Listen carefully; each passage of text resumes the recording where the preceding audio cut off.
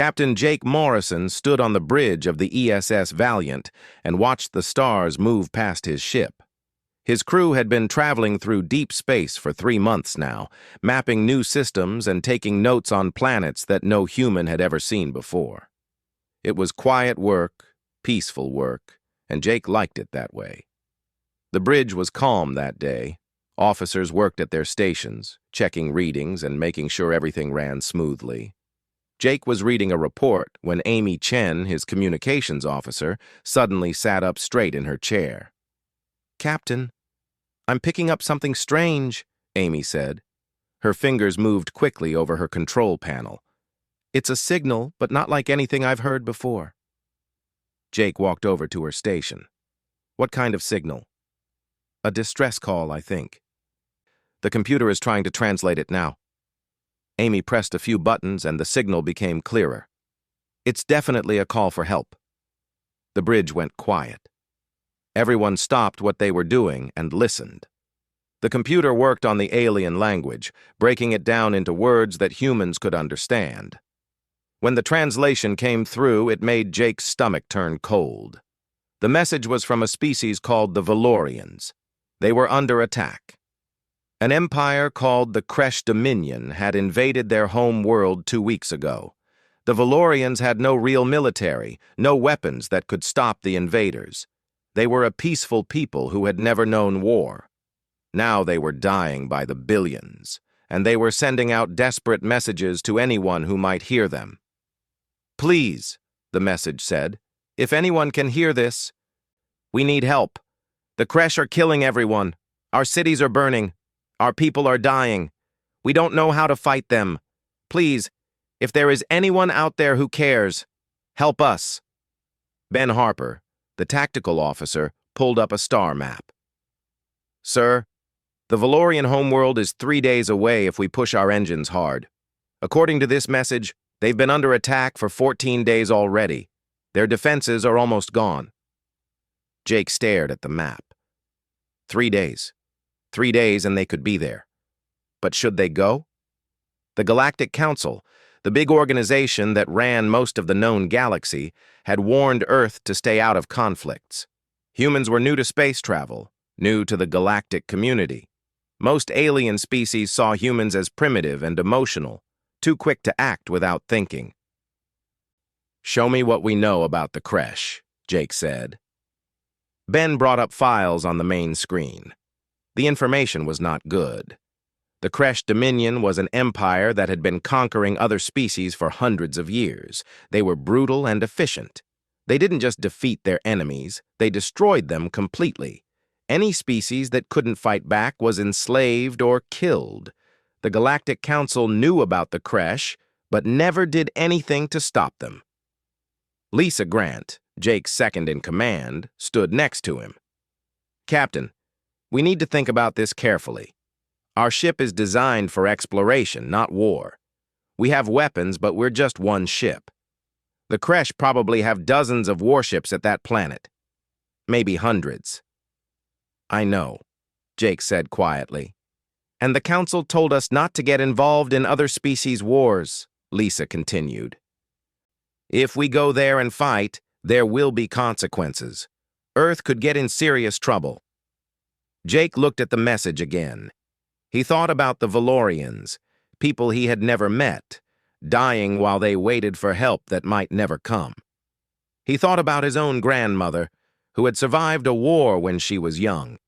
She used to tell him stories about how scared she had been, how she had prayed for someone to help. She had been lucky. Someone had helped. These Valorians might not be so lucky. "Amy, can we send a message back to them?" Jake asked. "Yes, sir. It will take a few hours to reach them, but I can send it." "Do it. Tell them help is coming." Jake turned to his crew. "I know what the Council said. I know we might get in trouble for this. But I can't ignore this. These people are calling for help, and we're close enough to answer. If anyone on this ship disagrees with what I'm about to do, speak now. I'll note your objection in the log." The bridge was silent for a moment. Then Ben spoke up. "Sir, I'm with you. We didn't come out here to ignore people who need help. Same here, Amy added. That message, those people are terrified. How can we just leave them? One by one, the crew voiced their agreement. Lisa was the last to speak. You know I always try to be the voice of reason, Captain, but you're right. This is the right thing to do, consequences or not. Jake felt something heavy lift from his chest. All right then. Set course for the Valorian system, maximum speed, and send a message back to Earth Command. Tell them we're responding to a humanitarian crisis, and we'll send a full report when we can. The ship's engines powered up, humming louder as they pushed toward maximum speed. Jake sat back in his command chair and thought about what lay ahead. His grandfather had been a soldier, had fought in Earth's last major war. He used to say something that Jake had never forgotten. Boy, his grandfather would say, humans might not be the biggest or the strongest creatures out there, but when someone hurts innocent people, when someone picks on those who can't fight back, we become something different. We become the thing that monsters fear. Jake had never fully understood what his grandfather meant until now. The Valorians were innocent, the Kresh were monsters. And the humans were about to show the galaxy what happened when you hurt innocent people in front of a species that had clawed its way up from the bottom of the food chain. Ben, start running battle scenarios, Jake ordered. I want to know everything about Kresh ships, their weapons, their tactics. Danny, I need full specs on Valorian and Kresh biology, anything that might give us an advantage. Danny Price, the science officer, looked confused. Biology, sir? Why would that matter in a space battle? Because, Jake said, most alien species evolved on gentle worlds. Comfortable worlds. Earth is not a gentle world. That's going to matter. Lisa understood what he meant. You want to use our physical advantages? Exactly. Humans can handle higher gravity, more acceleration, tougher conditions than most species. If we're going to win this, we need to use every advantage we have. The crew worked through the night, preparing for what was coming. They studied the Kresh, learning their patterns, understanding their tactics. They prepared weapons, ran simulations, and tried to figure out how one ship could possibly stand again. The ESS Valiant dropped out of faster-than-light travel at the edge of the Valorian system. What the crew saw on their screens made them go silent with shock and anger. 3 large space stations that had once orbited the Valorian planet were now just scattered pieces of metal and debris floating slowly through space. The planet below was covered with huge craters where cities used to be. Smoke rose from hundreds of fires. And circling the planet like hungry sharks were dozens of Kresh warships. Amy counted them quickly. 47 ships, Captain. Most are destroyers and cruisers, but I count 3 really big ones. Dreadnoughts. Jake stared at the screen. Each one of those ships was bigger than the Valiant. Together they were an overwhelming force. But what made him angry was what they were doing. The Kresh weren't just attacking military targets. They were deliberately firing on cities, on homes, on places where families lived. This wasn't war. This was murder. Danny, scan the planet. How many Valorians are left? Jake asked, his voice tight. Danny worked at his console and his face went pale. Captain, I'm reading massive casualties. Billions dead already. The Kresh are targeting population centers on purpose. This is genocide. Ben pulled up tactical data on the Kresh ships. Sir, their weapons are mainly plasma cannons and missile systems. Their shields are energy-based, designed to stop laser and plasma fire. Ship formations are spread out, very loose. They're not worried about being attacked. Why would they be? Lisa said quietly. They've been doing this for centuries. Nobody ever fights back. Jake stood up from his chair. His crew looked at him, waiting. They all knew they were badly outnumbered. Any rational commander would turn around and leave, but Jake was thinking about those Valorian families, hiding in shelters underground, listening to their world being destroyed, wondering if anyone out there cared enough to help. Amy, open a channel to the Kresh fleet. All frequencies. Channel open, sir. Jake took a breath and spoke clearly. "Kresh Fleet, this is Captain Jake Morrison of the Earthship Valiant. You are ordered to stop your attack on the Valorian homeworld immediately. Leave this system now. This is your only warning." The bridge crew looked at each other. They had just declared war on an empire that had crushed hundreds of worlds. But nobody objected. They all felt the same anger Jake felt. The response came quickly. It was a voice, harsh and mechanical, translated by the computer. The Kresh commander sounded amused. "Humans, we know about your species. You come from a heavy gravity world, yes. You think that makes you strong. But you are just primitives playing with technology you barely understand. You have one small ship. We have 47 warships. Leave now, or after we finish destroying this world, we will come for yours." The channel went silent. "Well," Ben said. "He said no." "Then we do this the hard way," Jake replied. He turned to his crew. "Listen up. We're not backing down. Those people down there are counting on us. I know we're outnumbered. I know this looks impossible. But I also know something the Kresh don't. We're humans. We evolved on a world that tried to kill us every single day. We're faster, tougher, and meaner than anything they've ever fought. And we're about to prove it." He pressed a button on his chair. "All crew, this is the captain.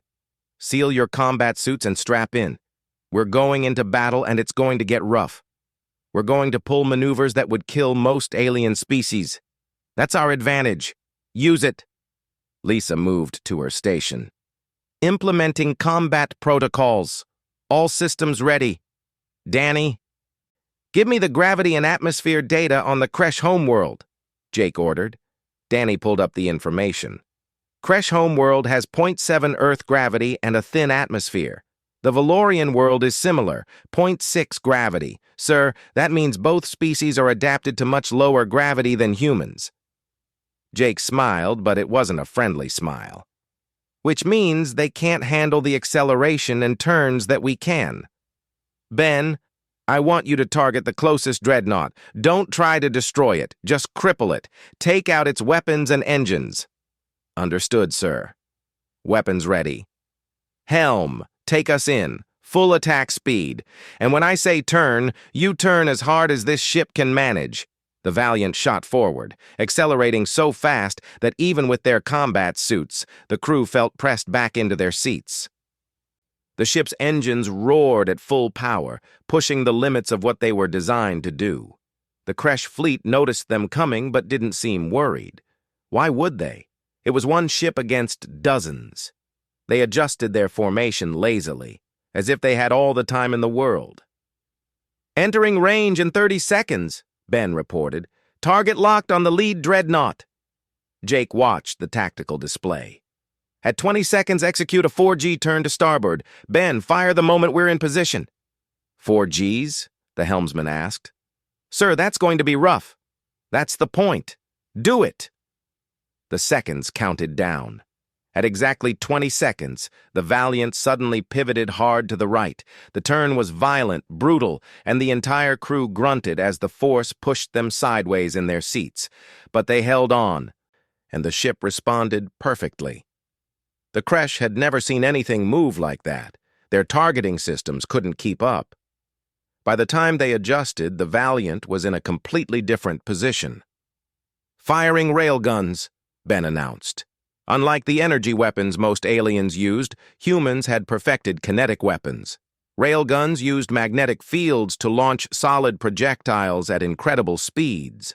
The Valiant's railguns fired depleted uranium slugs, each one as long as a man's arm, moving at a significant fraction of light speed. The slugs hit the Kresh dreadnought's shields with tremendous force.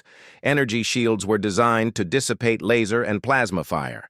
They were almost useless against solid objects with that much mass moving that fast. The shields flickered and failed, and the slugs punched through the hull like it was paper. Explosions bloomed along the dreadnought's side. Secondary detonations followed as the slugs tore through internal systems. The massive ship shuddered and began to list to one side, smoke pouring from dozens of holes. Target is crippled, Ben reported, sounding shocked that it had worked so well. Their weapons are offline. The Kresh fleet suddenly wasn't so relaxed anymore. Ships began moving faster, trying to surround the Valiant. Their plasma cannons fired, sending bright bolts of superheated gas toward the human ship. "Evasive maneuvers," Jake ordered. 7 Gs. The Valiant twisted and dove, pulling maneuvers that would have killed any Kresh or Valorian pilot instantly. The G-forces were brutal, but the human crew had trained for this. Their bodies, evolved on a heavy-gravity world, could take punishment that would turn other species into puddles. The plasma bolts missed, sailing through empty space where the Valiant had been moments before. "They're too slow," Lisa observed, watching the tactical display. "Their targeting can't keep up with our speed. And their pilots can't handle the Gs we're pulling," Jake added. "Ben, target the next closest ship. Let's keep the pressure on." The battle became a deadly dance. The Valiant was outnumbered, but it was faster, more maneuverable, and piloted by beings who could handle accelerations that would kill their enemies. Every time the Kresh tried to target them, the Valiant was already somewhere else. Every time they thought they had the human ship cornered, it pulled a turn that shouldn't have been possible and escaped. Jake's grandfather had been right. Humans weren't the biggest or the strongest, but Earth had taught them to be quick, adaptable, and absolutely ruthless when fighting for something that mattered. The Kresh had never faced anything like this. "Sir, their command ship is trying to reorganize the fleet," Amy reported. "They're attempting to form a tighter formation." "Not if we can help it. Ben, target that command ship's communications array. I want them deaf and see the battle had been raging for 20 minutes, and the Kresh fleet was starting to panic. What should have been an easy victory against one small ship had turned into a nightmare. Already, 5 of their ships were crippled and drifting. 2 destroyers had been completely destroyed when their reactors overloaded. And the human ship just kept moving, faster than anything they had ever seen. On the bridge of the Valiant, Jake watched the tactical display with cold focus. His crew was performing perfectly, but he knew they couldn't keep this up forever. The ship's weapons were running hot, and their ammunition for the railguns was starting to run low. They needed to end this fight soon. "Amy, what are the Kresh saying to each other?" Jake asked. Amy listened to the intercepted communications and translated. "Sir, they're confused and scared. Their commanders are arguing about what to do. Some want to retreat, others want to keep fighting. They keep saying the same thing over and over. They don't understand how we're moving so fast." "Because they've never had to," Danny said from his station. "Captain, I've been analyzing the Kresh biology from our scans. Their internal organs are fragile compared to ours. Anything over 3 Gs would cause serious internal damage to them. We're pulling 7 and 8 G turns like it's nothing." Lisa looked at the data. "That's why they're so slow to react. They literally can't push their bodies the way we can. Evolution didn't prepare them for this kind of combat." Jake nodded. Earth had been a brutal teacher. Humans had evolved to run long distances, to survive falls, to handle rapid changes in motion while hunting or being hunted.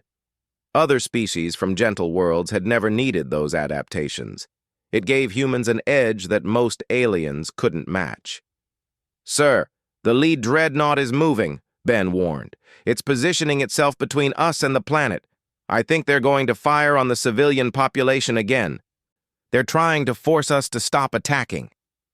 Jake's hands gripped his chair. "They're using hostages. Ben, can you disable that ship before it fires? Not from this angle. I'd need a clear shot at its main weapon systems." "Then we make our own clear shot. Helm, take us straight at that dreadnought, full speed." The helmsman turned to look at Jake. "Sir, that's suicide. At this speed, if we don't pull away in time, we'll crash right into them." "I know. That's what they'll think too. But we're not going to crash. We're going to do something they can't do. Trust me." The Valiant accelerated directly toward the massive dreadnought. It was like a mouse charging at an elephant. The Kresh ship's weapons started to track them, plasma cannons powering up for a point-blank shot. "Almost there," Jake said calmly. "Hold course. Hold course. Now. Emergency brake and 9G flip." The Valiant's engines suddenly reversed at full power, while the ship flipped completely over. The maneuver was so violent that even with their combat suits, the crew felt like they were being crushed. But it worked. The ship went from flying directly at the dreadnought to flying away from it in less than 2 seconds. And for just a moment, they had a perfect shot at the dreadnought's underside, where all its main weapons were located. "Fire everything," Jake ordered. Ben didn't hesitate. Railguns, missiles, and every weapon the Valiant had unleashed at once. The dreadnought's underside armor couldn't handle the concentrated firepower. Explosions rippled across its hull. The main plasma cannon exploded spectacularly, taking out 3 more weapon systems with it. The massive ship went dark, its power systems failing. It was still intact, but it was no longer a threat. "Target neutralized," Ben reported, breathing hard from the G-forces. "That was insane, sir." "That was necessary," Jake corrected. He opened a channel to all Kresh ships. "Kresh fleet, look at what just happened. Your biggest ship is disabled. 5 more are crippled. You've lost fighters, and we're just one ship. Just one. Leave now, or we'll disable every single vessel you have. This is your last chance." There was a long pause. Then, on the tactical display, Jake saw something he'd hoped for. One Kresh destroyer broke formation and started moving away from the planet. Then another. Then 5 more. "They're running," Lisa said with disbelief. "The Kresh are actually retreating." But not all of them.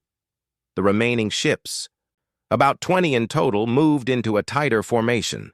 These were the ones whose commanders refused to accept defeat. They were going to fight to the end. "Amy, get me the Valorian government," Jake ordered. "They need to take cover. This is about to get worse." The screen showed a Valorian elder broadcasting from an underground bunker. The alien was tall and thin, with pale blue skin and large dark eyes that showed exhaustion and fear. "Human ship," the Valorian said, their voice translated by the computer. "We've been watching your battle. You've done the impossible. But please, there are still millions of our people in the cities. The Kresh know they're losing. They might try to cause as much damage as possible before they leave." "We know," Jake said. "Get everyone underground, seal all the shelters. We'll handle the rest." The Valorian's eyes showed something that might have been hope. "Why are you doing this? You don't know us. Your people have no connection to ours. Why risk your lives?" Jake thought about that question. It was a good one.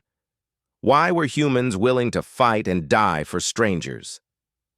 The answer was complicated, tied up in human history. In the stories, humans told themselves about heroes and villains, about standing up to bullies and protecting the weak. "Because it's right," Jake said simply. "That's all the reason we need." The Valorian nodded slowly, as if trying to understand a concept that was foreign to their culture. The remaining Kresh ships launched everything they had. Dozens of missiles streaked toward the Valiant, followed by plasma fire and kinetic rounds. It was a desperate attack, a final attempt to destroy the ship that had humiliated them. "Here they come," Ben said. "That's a lot of incoming fire." "Nicole, get your fighters back to the ship now," Jake ordered. "This is going to be close. Everyone else, hang on. Evasive pattern Omega." Evasive pattern Omega was something human pilots had developed. It was based on the way prey animals on Earth moved when being chased by predators. Random, unpredictable, constantly changing direction. It was exhausting for the pilot and brutal on the ship's systems, but it made targeting nearly impossible. The Valiant twisted through space like a leaf in a storm. Missiles exploded all around them as they passed through clouds of shrapnel and fire. Plasma bolts came so close that the ship's hull heated up from their passage. But the human pilot at the helm, trained through thousands of hours of simulation and real flight time, kept them alive through pure skill and instinct. We can't keep dodging forever, Lisa warned. They're trying to box us in. Jake saw it too. The Kresh were learning, adapting their tactics. They were firing in patterns, trying to limit where the Valiant could go. It was smart. But Jake had one more trick, something that only humans would be crazy enough to try. Danny, what's the gravity pull on that planet? Jake asked. Danny checked quickly. Standard for a light gravity world, about 60% of Earth's pull. Why? Because we're going to use it. Helm, take us into the atmosphere, low orbit, just above the cloud layer. Everyone on the bridge turned to stare at him. Ships didn't go into atmospheres during combat. It was too dangerous, too unpredictable. But the Valiant was built by humans, designed to handle conditions that would tear apart ships from other species. You want to dogfight in atmosphere? Ben asked. Sir, if we take a hit down there, we won't have room to recover? But neither will they, Jake replied. And their ships aren't built for atmospheric combat. Ours is. Take us down. The Valiant dove toward the planet, the Kresh ships following. The human ship entered the atmosphere smoothly, its heat shields glowing as air resistance hit them. The Kresh ships followed more clumsily. They were designed for space, not air. Their movements became sluggish as atmospheric drag affected their controls. Now, Jake ordered, hit them while they're slow. The Valiant turned on its pursuers. In the thick atmosphere, the human ship was in its element.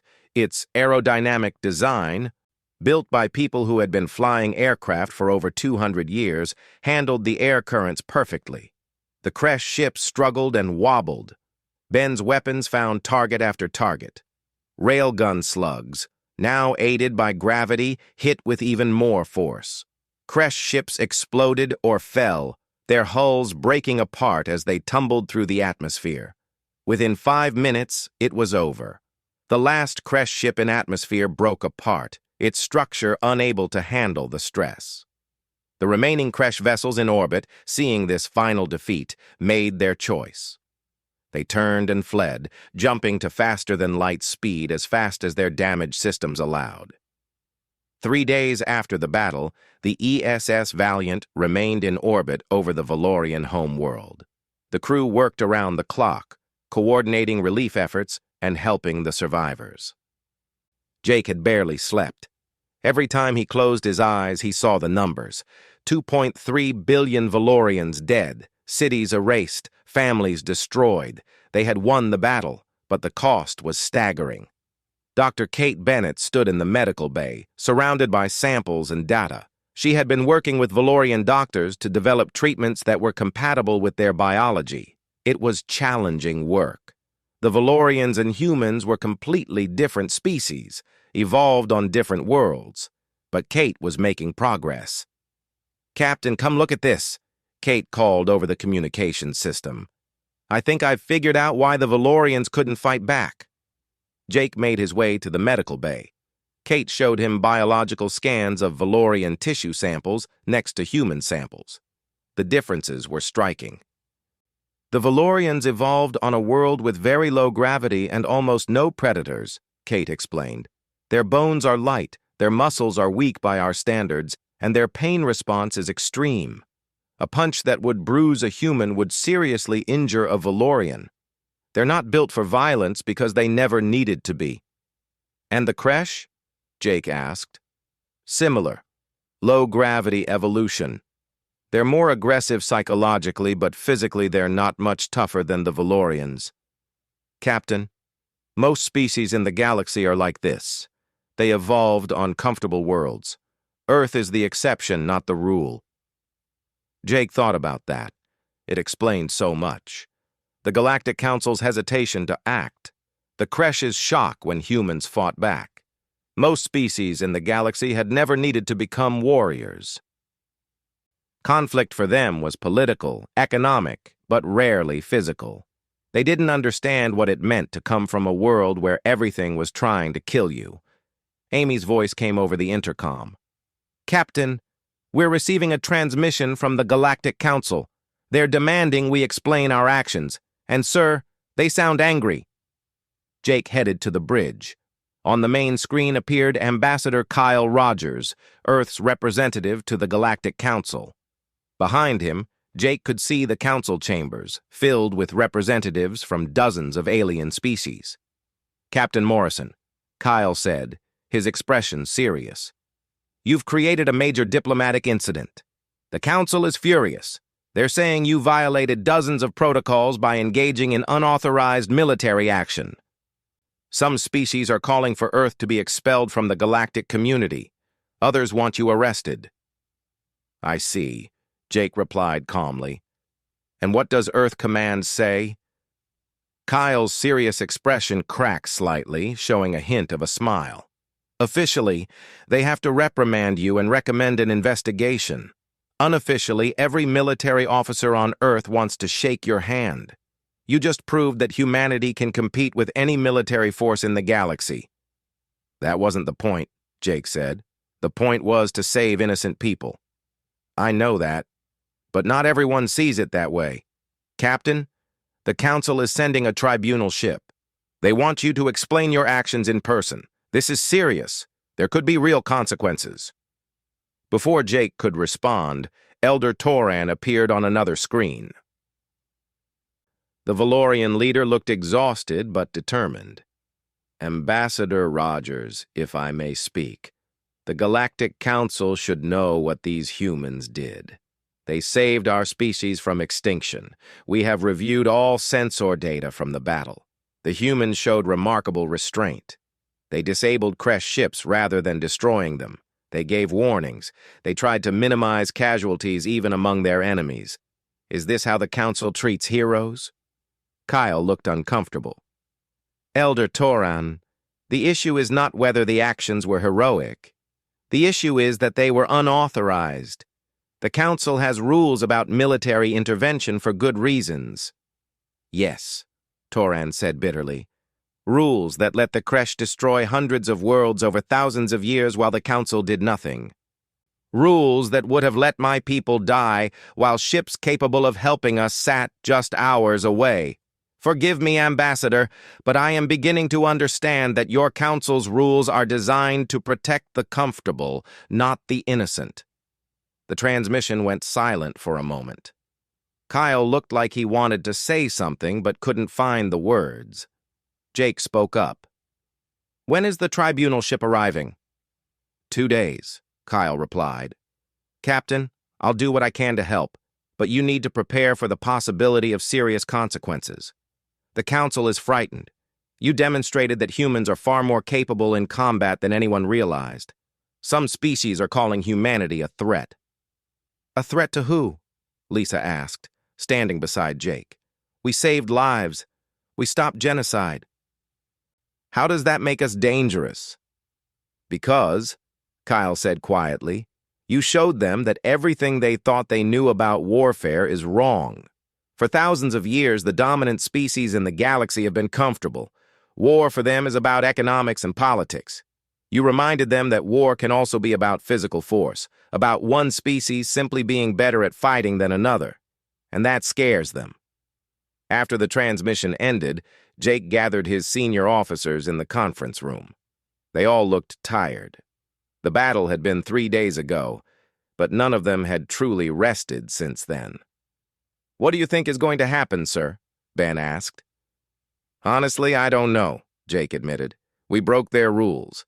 Even though we did it for good reasons, there will be consequences. The question is whether those consequences are worth what we accomplished." 2.3 billion people died, Danny said quietly. "But 3 billion survived because we intervened. If we hadn't come, the Kresh would have killed everyone. Every single Valorian would be dead right now." "The Council doesn't see it that way," Lisa said. "They see an unauthorized military action that could destabilize their carefully balanced system. They're more worried about precedent than about lives saved." Jake stood and walked to the window, looking down at the planet below. He could see the lights of Valorian cities, dimmer than they had been before the attack, but still there. Still alive. "My grandfather used to tell me something," Jake said. He said that rules are important, but they're not more important than doing what's right. He said that if you have to choose between following a rule and saving a life, you save the life. Every time. Because rules can be changed, but death is permanent. Do you think Earth will back us up? Amy asked. I don't know, Jake replied honestly. Earth Command has to balance politics with principles. They might sacrifice us to keep the peace with the Council. Nicole, who had been quiet until now, spoke up. Sir, do you regret it? Knowing what we're facing now, do you wish we had just kept flying? Jake turned to look at his crew. These were good people, all of them. They had followed him into battle knowing it might cost them everything. They had fought with courage and skill, and they had saved billions of lives. No, Jake said firmly. I don't regret it for a second, and I'll tell that to anyone who asks. We did the right thing. If the galaxy doesn't understand that, then maybe the galaxy needs to change. The next day, Jake received a personal message from the Valorian government. They were holding a memorial ceremony for those who had died in the Kresh attack. They invited Jake and his crew to attend. Jake went down to the planet's surface for the first time since the battle. The city where the ceremony was held still showed signs of damage. Buildings were scarred, streets were torn up, and the sky had a haze from fires that were still being extinguished. But the Valorians had gathered by the thousands. They stood in a massive plaza, quiet and respectful. Elder Toran greeted Jake personally. Captain Morrison, thank you for coming. My people wanted to meet the humans who saved us. They wanted to say thank you. The Galactic Council Tribunal ship arrived exactly when promised. It was enormous, easily 10 times the size of the Valiant. The ship was white and gold, decorated with symbols from 200 different species. It represented the combined authority of the entire galactic community. Jake stood on the bridge and watched it approach. Well, here we go. Sir, they're requesting you come aboard for the hearing, Amy reported. You and your senior officers. All right. Lisa, Ben, Danny, you're with me. Amy, you stay here and keep the ship ready. If this goes badly, I want you to be able to get the crew home. Amy nodded, her expression worried. Good luck, Captain. The tribunal ship's interior was impressive. The corridors were wide and tall, designed to accommodate species of all different shapes and sizes. Jake and his officers were escorted through halls lined with artwork from dozens of worlds, past rooms where diplomats conducted business in hushed tones. Finally, they reached the main council chamber. It was a huge circular room with seats rising up on all sides. Representatives from hundreds of species filled those seats, looking down at a small platform in the center where Jake and his crew were directed to stand. High Counselor Varim, the leader of the council, sat at the highest point. They were a crystalline being, their body catching and reflecting light in strange patterns. When they spoke, their voice was translated into every language simultaneously. Captain Jake Morrison of Earth, Varim began, you stand before this council to answer for your actions in the Valorian system. You engaged in military combat without authorization. You used weapons that are banned by council treaty. You interfered in a conflict between non-member species. How do you answer these charges? Jake took a breath. He had prepared for this moment, thought about what he would say. But now, standing here, he decided to speak from the heart. High Counselor, I don't accept the premise of these charges. My ship received a distress call from innocent people who were being murdered. We had the ability to help. We chose to do so. If the Council believes that was wrong, then I respectfully submit that the Council's values need to be examined. A murmur ran through the chamber. Nobody spoke to the Council this way. Another counselor, a floating being that resembled a jellyfish, spoke up. Captain, you risked starting a war. The Kresh Dominion has existed for 3,000 years. They are powerful and vengeful. Your actions could have brought destruction to many worlds, including your own. Then the Kresh should choose their targets more carefully, Jake replied. If they seek revenge against people who stopped them from committing genocide, then this council needs to ask itself why the Kresh have been allowed to operate for 3,000 years without consequences. Lisa glanced at Jake, slightly worried. He was being very direct, very confrontational. But Jake felt that this moment required honesty, not diplomacy. Elder Toran, present as a witness, stood up. "Honored Council, may I speak?" Varim nodded permission. "I have reviewed all records of the battle," Toran said. "The humans did not act recklessly. They targeted weapons and engines, not life support systems. They disabled ships rather than destroying them. They gave multiple warnings. Even in combat, they showed more restraint than the Kresh showed in 3 weeks of occupation. And I must ask this council a difficult question. Where were you?" The chamber went silent. "The Valorians have been members of the Galactic Trade Network for 500 years, Toran continued. "We followed every rule. We paid every fee. We sent representatives to every meeting. And when we called for help, when our people were dying by the billions, no council ship came. You have patrol vessels that were 2 hours away from our system. They did not respond. The humans were 3 days away. They came. They fought. They saved us. And now you want to punish them for it?" Varim's crystalline form shifted colors, a sign of discomfort. "Elder Toran, the Council has specific protocols for military intervention. These protocols exist for good reasons." "Do they?" Toran asked. "Or do they exist to protect the comfortable from having to make difficult choices? Captain Morrison made a difficult choice. He risked his ship, his crew, and his career to save strangers. That is courage. That is honor. If your protocols punish such actions, then your protocols are wrong." Another counselor spoke, this one from a mammalian species. "The issue is not courage. The issue is that humans have demonstrated military capabilities far beyond what we estimated. This changes the balance of power in the galaxy. Many species are concerned about what Earth might do with such power." Ambassador Kyle Rogers, who had been silent until now, stood up. "Then those species should consider what Earth has actually done with its power. In 3 months of deep space exploration, the Valiant encountered one situation requiring military force. They used that force to save lives, not to conquer or enslave. They protected the weak from the strong. Is this not what the Council claims to stand for?" Jake added, "If the Council is afraid of humanity, I would ask them to consider why. We have not threatened anyone. We have not invaded anyone.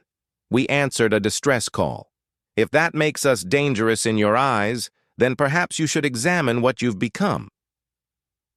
Perhaps you've been comfortable for so long that you've forgotten what it means to stand up for what's right."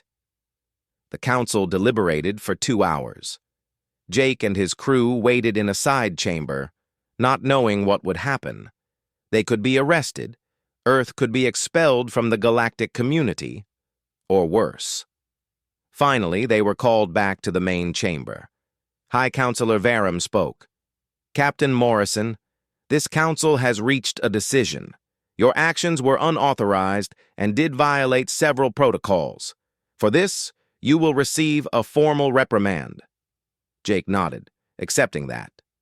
"However," Varum continued, and their tone changed slightly, "the Council also recognizes that your intervention prevented a massive loss of life and has caused the Kresh Dominion to withdraw from several contested systems for the first time in recorded history. This unprecedented development has saved countless lives across multiple species." Another counselor took over. "The Council has decided that Earth's membership status will not change. However, humanity will be placed under a period of observation. Your military capabilities will be monitored." "But," Varim said, and there was something in their voice that might have been respect, "the Council also recognizes that humanity has demonstrated values and capabilities that may prove important to galactic security. We are formally inviting Earth to join the Council Defense Committee, and we are requesting that Captain Morrison serve as a special military advisor." Jake was stunned. You want us to help protect the galaxy? We want humans to do what you apparently do naturally, Varim replied. Stand between the innocent and harm. Your species may be young and aggressive by our standards. You evolved on a harsh world that taught you to fight. But perhaps the galaxy needs that perspective. Perhaps we have been too comfortable, too cautious, for too long. The counselor, who resembled a jellyfish, spoke. Captain Morrison, you asked us to examine our values. We have done so, and we have realized that we have failed in our duty. We have allowed aggressors like the Kresh to operate because confronting them would be uncomfortable. We have prioritized peace over justice. Your actions have reminded us that sometimes justice requires courage. Ben leaned close to Jake and whispered, Sir, I think they're actually thanking us. I think they are, Jake whispered back. Elder Toran approached Jake after the hearing ended. Captain, my people are composing a memorial for those we lost. We would like to include you and your crew. You will be remembered as the first to answer our call, as the ones who cared when no one else did. We just did what needed to be done, Jake said. No, Toran replied gently. You did what others should have done but did not. That is the difference. Captain, we have studied human history.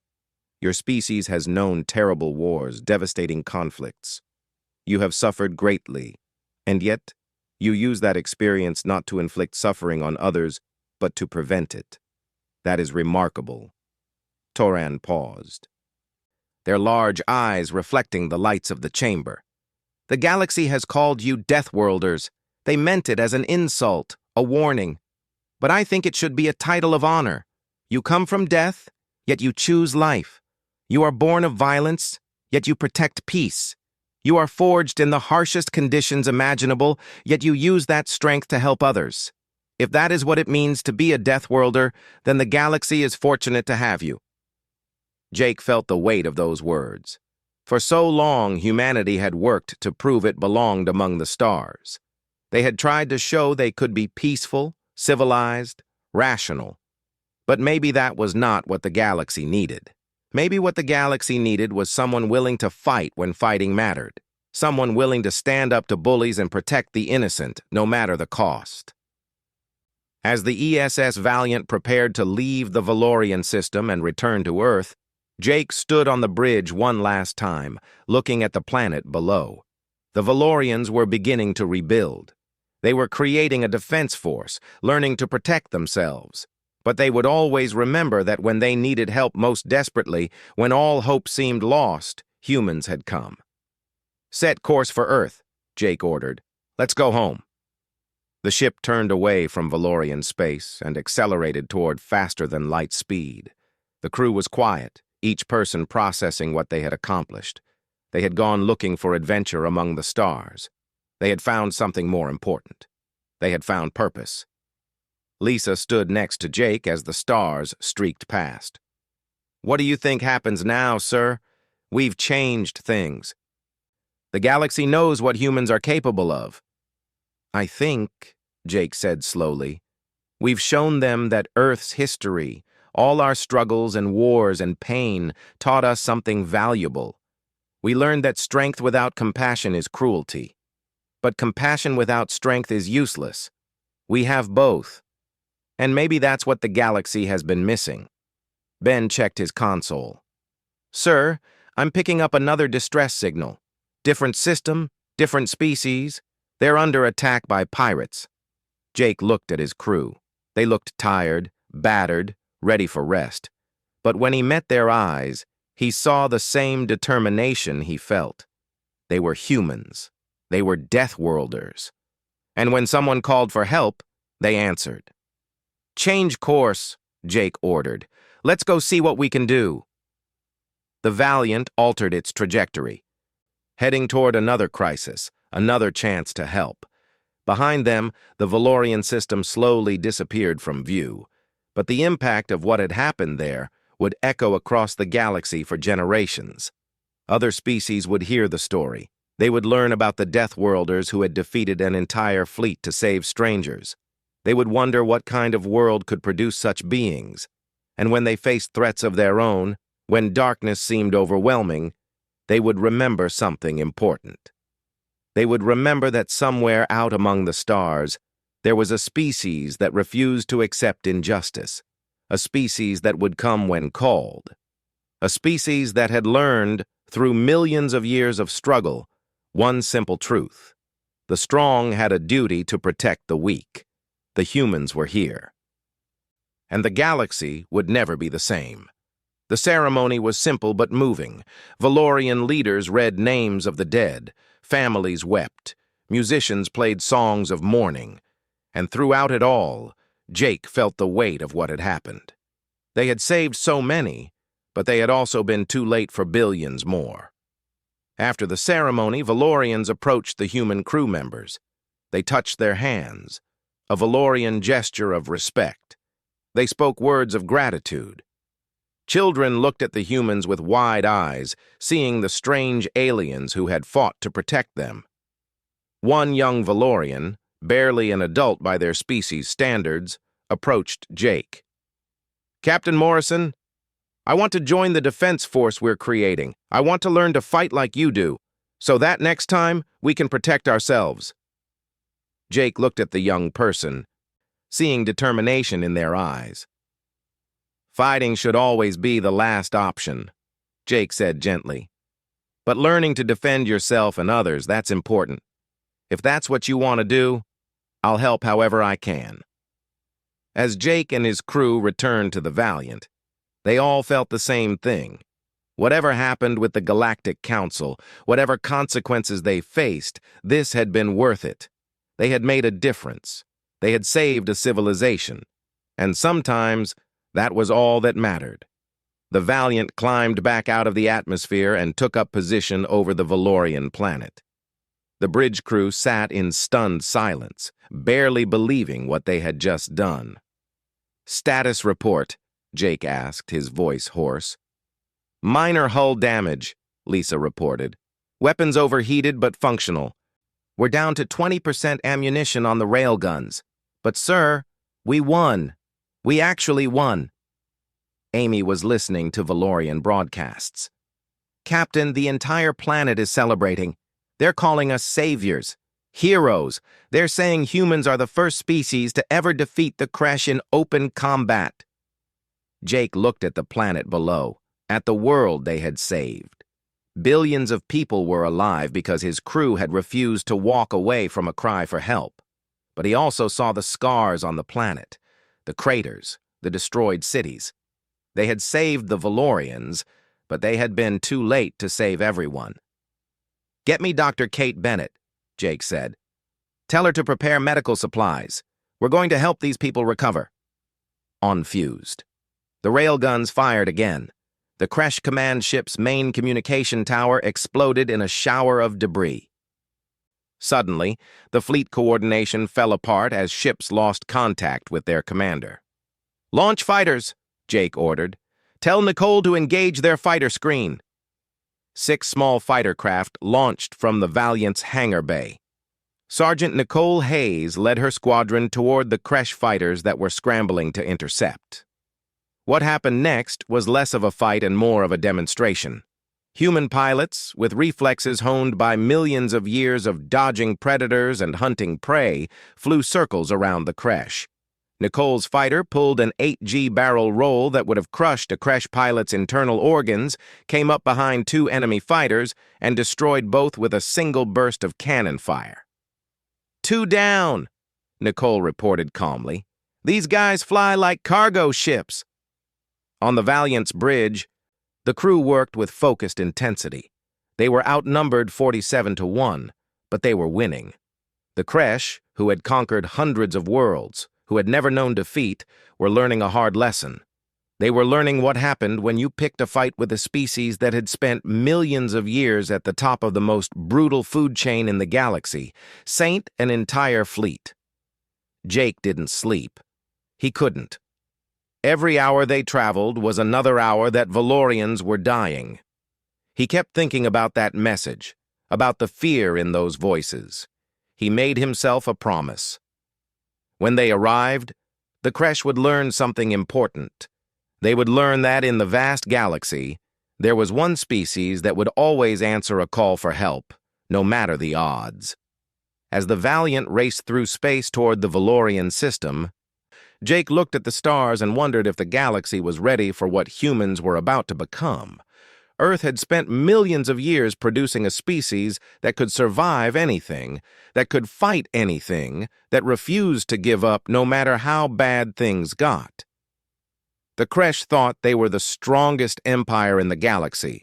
They were about to meet something stronger. They were about to meet the anger of a species that protected the weak, that hated bullies, and that never, ever backed down from a fight that mattered. The countdown showed 2 days and 18 hours until they reached the Valorian system. Jake watched the numbers tick down and prepared himself for war.